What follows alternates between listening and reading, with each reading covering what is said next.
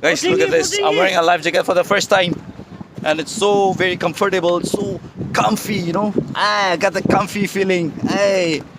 See, that the song siya, as mi wa mo team ra, nga phong trai ra. Si brother, sa li. Si mamang sina khoi diver come driver oi re. Sina khoi ki delivery pot chai le re. Mai ne hing li ne khoi pun si. Sino on the spot. Sina on the spot phang ba. Mana from heaven. Na SBT ne ko. Sina Tangkhul Avenue changpham do. Hey ha.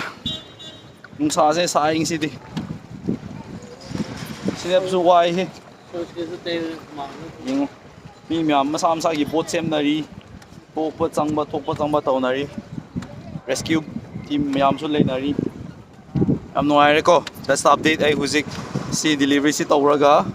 DBCI church ta changba yengani. Saksa ni relief game gi ko adu yengu se nga. Ngasi na day 4 gi update.